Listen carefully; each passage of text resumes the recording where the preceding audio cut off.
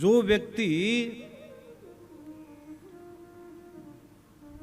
अपने माता पिता के प्रति समर्पित होकर काम करता है उसको उसका पुण्य करोड़ों गुना ज्यादा मिल जाता है, करोड़ों गुणों ज्यादा मिल जाता है। तो इसलिए हम आपसे कह रहे हैं कि आप अपने घर के लिए, अपने परिवार के लिए, अपने माता पिता की सेवा करो, अपने माता पिता की सेवा करो। तुम्हारा पुण्य जागृत हो जाएगा तुम्हारी माता पिता की सेवा से। कहते हैं इसका भाग्य खराब हो, हर जगह से तुम रूठ जाओ, जैसे गौ माता की सेवा प्रारंभ कर देते हो तो रूठा हुआ भाग्य खिल जाता है। इसी तरह जो व्यक्ति माता पिता की सेवा प्रारंभ कर देता है उसका जो रूठा हुआ भाग्य है वो जागृत हो जाता है, जागृत हो जाता है, जागृत हो जाता है। उसका पुण्य जागृत हो जाता है, पुण्य जागृत खड़ा हो जाता है। ये बहुत बड़ा पुण्य का खेल है, पुण्य का खेल है। इसलिए आप अपने पुण्य को जागृत करने के लिए लगे रहो, लगे रहो अपने माता पिता की सेवा में। जैसे भगवान का भजन करते हो ना, भज गोविंदम भज गोविंदम, माता पिता के चरणों में बैठकर सेवा करते रहो, तुम्हारा भजन इतना खिल जाएगा, इतना तुम्हारे भजन का प्रताप जागृत हो जाएगा, तुम सोचते ही रह जाओगे। यही आनंद है जीवन का।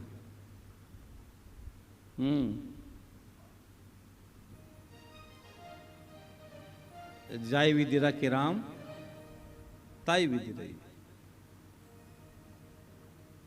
तो श्रवण कुमार से उनके अंधे माता पिता ने कहा, बेटा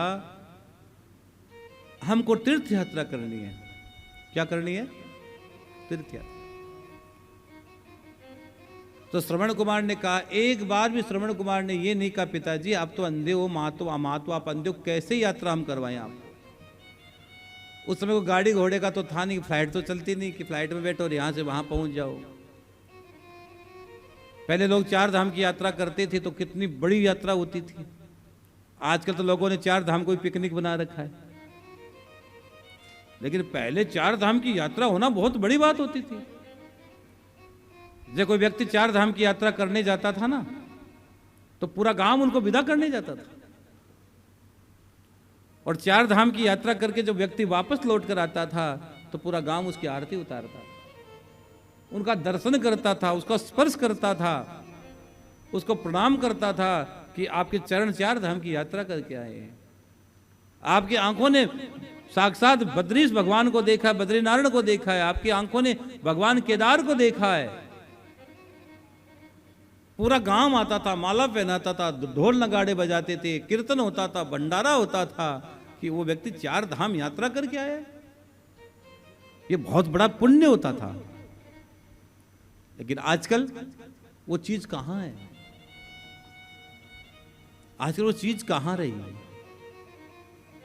तो नरसिंह उनके श्रवण कुमार ने कहा माता पिताजी से कि मैं आपको तीर्थ यात्रा जरूर कराऊंगा, और तीर्थ यात्रा भी कब हो, कैसी होगी? आपके पुण्य से ही होगी, मेरा पुण्य नहीं है। जो तीर्थ यात्रा भी होगी वो आपके पुण्य से ही होगी। और उन्होंने एक कावड़ तैयार की, कावड़ बनाई। एक कावड़ की प्रथा श्रवण कुमार ने प्रारंभ की है। एक कावड़ है ना, कावड़ शिव जी को कावड़ चढ़ाते हो। एक कावड़ बनाई और कावड़ बनाकर एक बढ़िया सा भाव प्रकट किया, और एक में अपनी मां को बिठाया और एक में अपने पिता को बिठाया और कंधे पर। वाह क्या बलशाली बेटा था वो यार। उसका पुण्य कितना बड़ा फलित होगा कि अपने अंधे माता पिता को कावड़ में लेकर और तीर्थ यात्रा कराने ले गया, और पूरी सब जो जो तीर्थ यात्रा होती है उन्होंने सब तीर्थ यात्रा करवाई। और तीर्थ यात्रा करते करते करते दशरथ के राज में पहुंच गए, सरयू के तट पर वहां पहुंच गए। तो अंधे माता पिता बैठे थे, श्रवण कुमार बैठे थे, और श्रवण कुमार को उनके माता पिता कहते, बेटा हमको प्यास लगी है, हमको बेटा प्यास लगी है, पानी पीना है। तो श्रवण कुमार ने कहा अभी पानी लेकर आता हूं।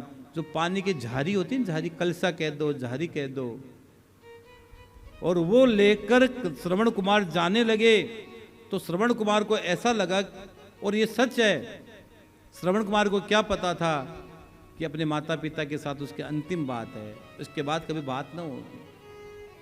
माता पिता को यह पता नहीं था कि इसकी अंतिम मुलाकात होगी मेरे बेटे से। आज के बाद मेरे बेटा मुझे वापस ही मिलेगा नहीं, मेरा बेटा नहीं मिलेगा।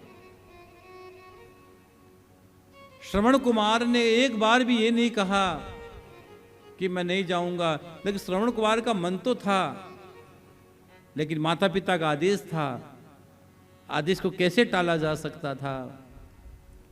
और अपने माता पिता के चरणों में प्रणाम किया, और माता पिता ने उनके सर पे हाथ रखा, और फिर वो पानी का कलसा लेकर श्रवण कुमार वहां से जाने लगे। श्रवण कुमार के पैर तो उधर ज्यादा नहीं जा रहे थे, लेकिन भैया आदेश था, जाना पड़ता है।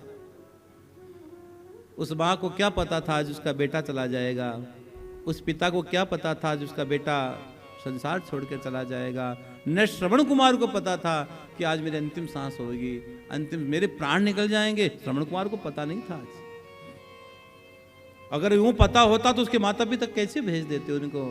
और श्रवण कुमार वो पानी की झाड़ी लेकर, कलसा लेकर चले गए।